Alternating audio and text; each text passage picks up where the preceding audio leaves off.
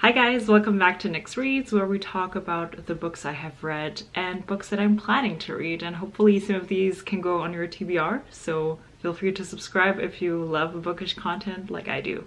This is a very late October wrap-up. It's almost time for the November one, but I still wanted to get up this video because I did read some pretty good books. One of them is a 5-star read. Additionally, at the end of this video, I'm going to share with you my winter TBR. It's not going to be a separate video because I think it's only 2 or 3 books. Alright, so starting with romance or rom-com fiction. First, I read One True Loves by Taylor Jenkins Reid, which is, I think, by the way, being turned into a movie with Philippa Soo and Simu Liu as main characters, so a lot of Asian representation. That's kind of cool. Our protagonist Emma is in her 20s and she marries her high school sweetheart Jesse, and everything seems nice and happy, but right at their 1-year mark anniversary, Jesse goes on a helicopter for work. His plane crashes and he goes missing and is then subsequently pronounced dead. So part of the story is about Emma grieving her lost husband, but we actually start the story by following Emma a few years down the road, and she's engaged to a new love. But then it turns out that Jesse is actually alive and he's gonna be back in her life. And essentially the book is jumping back and forth between timelines and Emma just being completely torn apart by this impossible situation that she's suddenly in.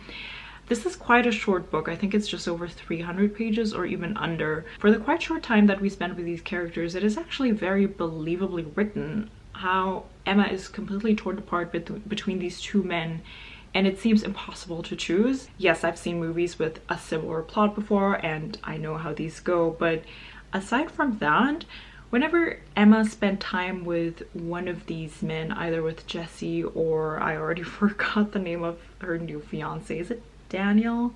Sam, I think it's Sam. Whenever she was with either one of them, she was so sure that this is the person I want to spend my life with. This is my person for life. So it really was kind of hard to tell how she's gonna choose in the end, because obviously there's a choice to be made there. So in that sense, it was a good ride of emotions. But because this book is so short, it's clear that one of the aspects from this book really has to suffer, and in this case it was what exactly happened to Jesse during that time that he was lost at sea. That we really just scratched the surface on that one, and I think that should have been a way bigger topic. It's not one of the author's best works, but if you're a fan of her writing, then I would still very much recommend this book.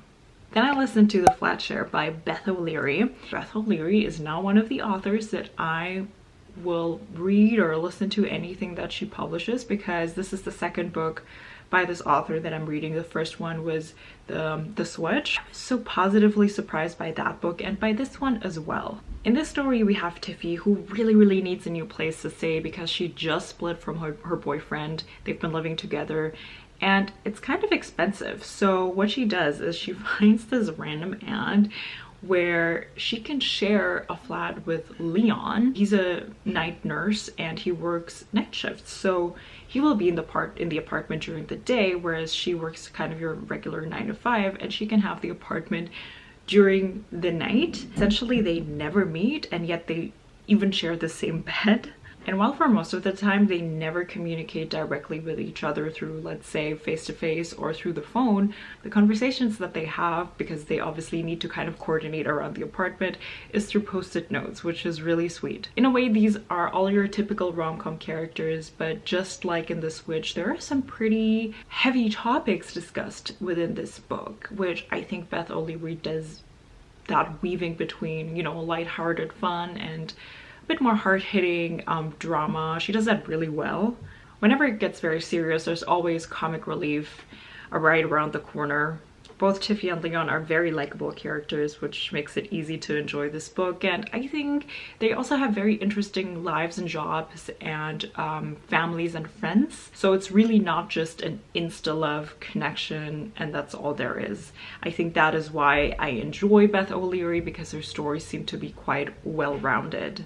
I definitely recommend The Flatshare to anybody who enjoys the occasional rom-com. Moving on to middle grade, the next book was my 5-star read of the month. It was completely unexpected, It's Pet by Akwaeke Emezi. Stumbled upon this book I think on either Goodreads or Storygraph, and I thought that the plot just sounded very interesting, and I also wanted to make sure that I read a bit more diverse. So this is from a Black author. Going into this, I didn't even know that this is middle grade. I thought this is an adult fiction. I wasn't even sure what this book is going to be about exactly. The summary doesn't give a lot away, and to me it kind of had sci-fi vibes. A lot of very important LGBTQ plus rep in here.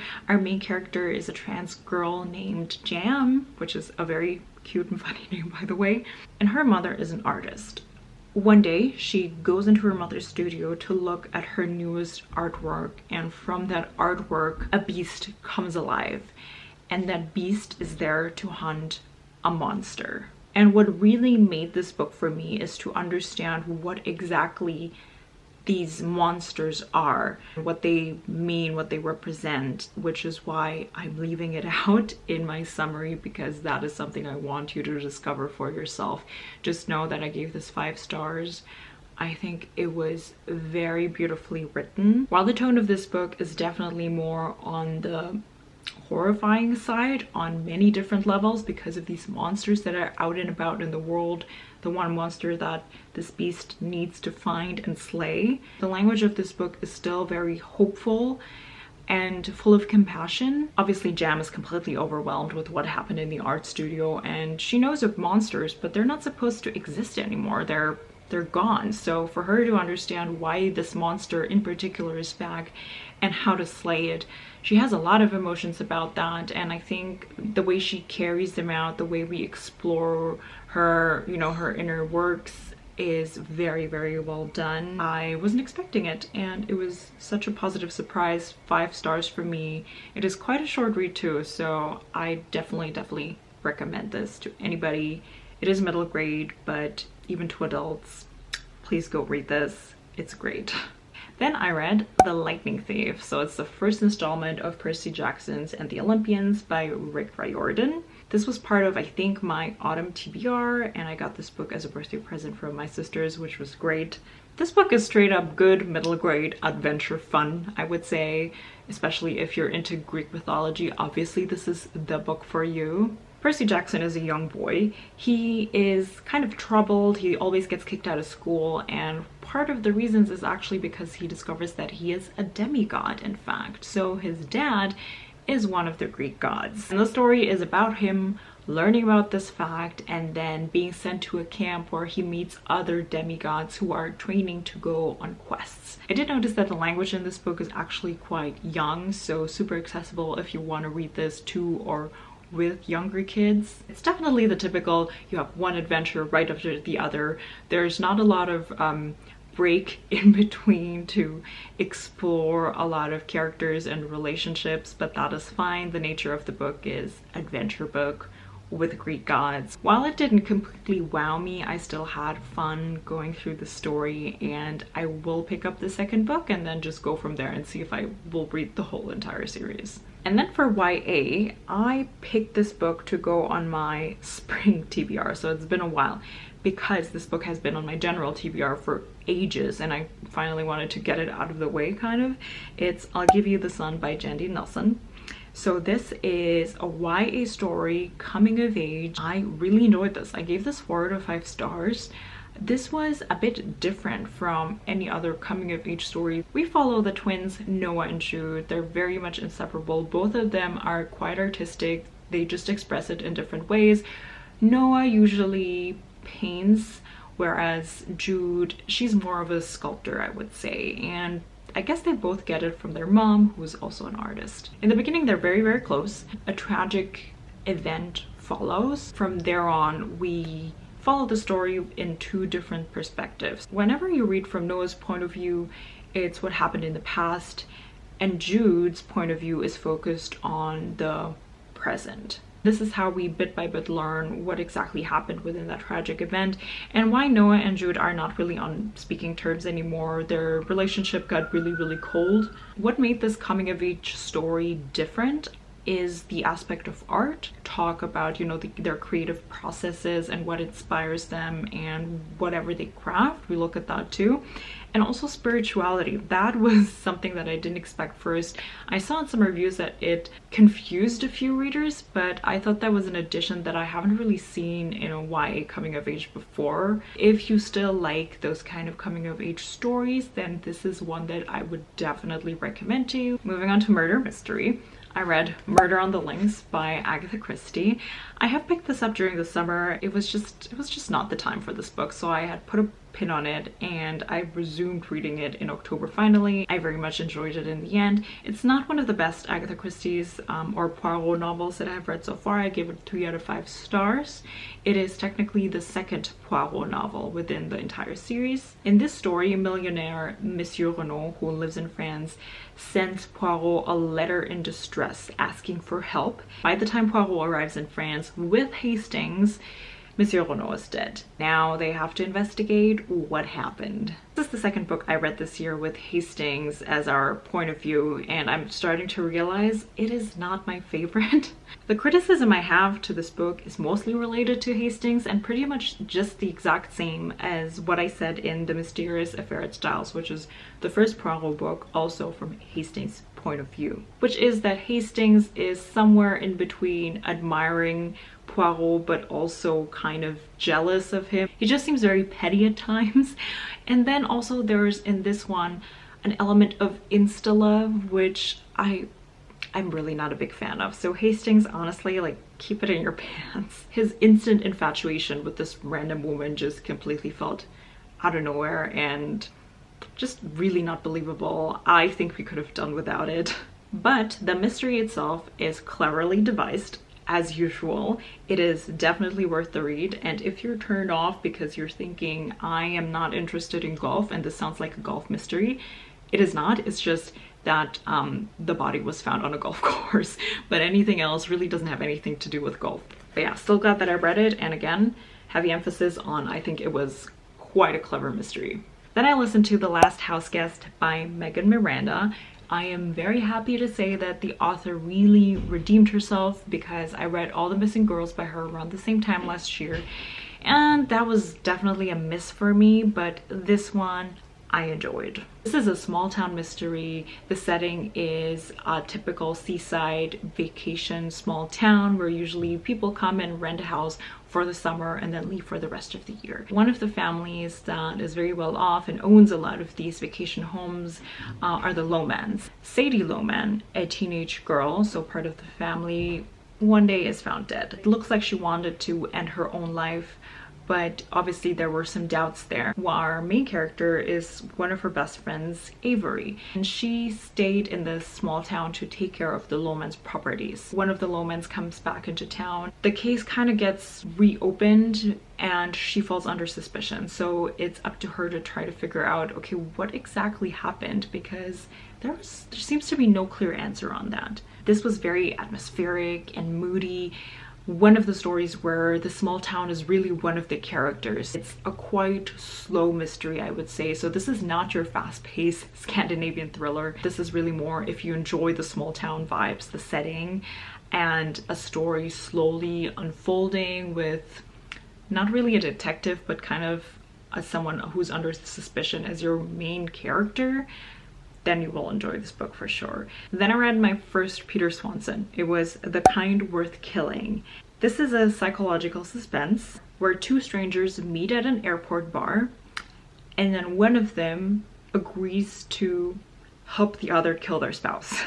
This is full of questionable people, very unlikable characters, but high in enjoyment and just a lot of fun to read. It definitely felt like a guilty pleasure read, especially for enjoying it, because you just know all the characters are incredibly flawed, but not just in their actions, but also the way they were written. One of the main characters, a male character, so I'm sorry, I'm forgetting the name. He was the type of, you know, middle-aged man, kind of not so happy with his life, and he was literally thinking about sleeping with every single female character he was meeting. Very superficial, kind of uncomfortable, but Nevertheless, it was a fun read. So obviously the question is, will this character succeed in killing their spouse, and what kind of repercussions does it have for the stranger that he meets who helps him with this feat?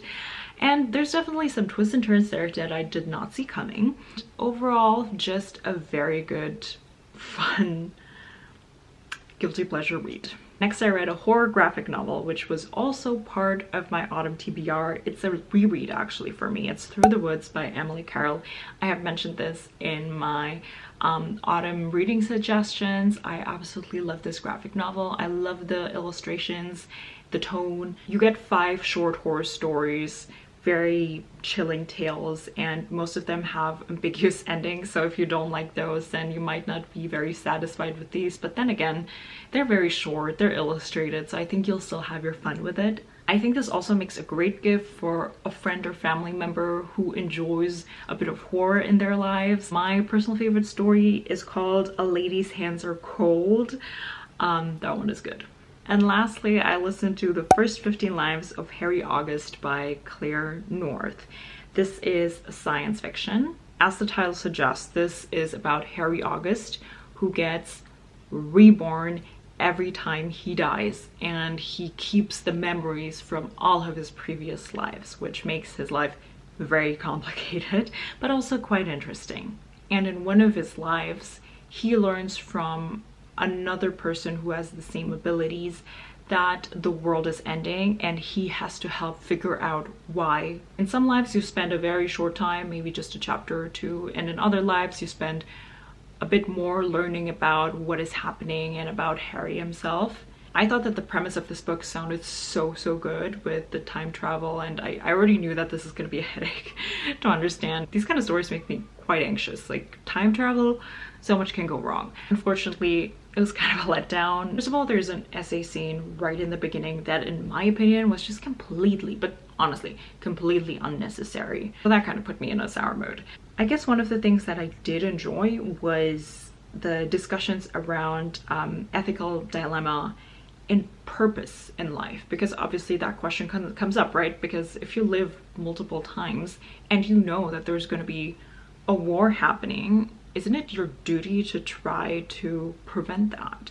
The issue with that then is, though, the excuse that this club, because he's going to be part of a club, takes to not take action, to me seems almost like a not very well written shortcut to why not take action in bigger situations actually that arise in the history. So I'm just warning you, there's a lot of chapters where just 2 people have a conversation on ethics, and I kid you not, it only started to get really interesting at the between 60 and 70% mark. That is a long time for a book to start getting interesting, because as I mentioned before that, it's all just build up and all of these discussions around purpose and life, which if you enjoy that kind of thing, I think that book is more for you. Whereas if you're coming to this story because you want to read about time travel and, you know, him trying to save the world within the lives that he has and action, then it only gets interesting after 70%, and it was just a long build up for me.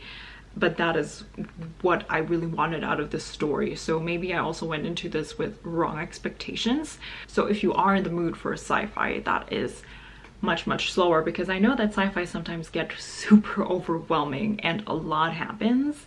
And that is a lot of the times a criticism that people have. If you're not so much into that, then maybe try this book. So those are the 10 books that I read in the month of October. And now I want to briefly touch on the books that I am planning to read in the winter time. The first one is Piranesi by Susanna Clarke. And I'm excited about this one because not only did I hear amazing things about this, but also it is a planned buddy read that I have with Camila from Hasty Books.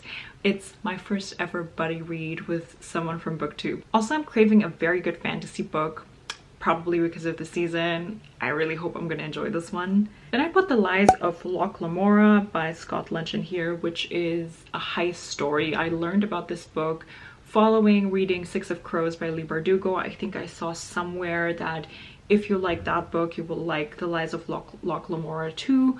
And the third book is The Spirits Up by Todd Babiak. I think he's a Canadian author. This one I randomly saw at the library and I just really like the cover. It's kind of Christmassy with a kind of a ghost snow shape. I'm not even exactly sure what it's about, but I think it's about so it's about Benedict, who's an inventor. He lives in a house with his family, and suddenly I think there are ghosts in the house or something like that.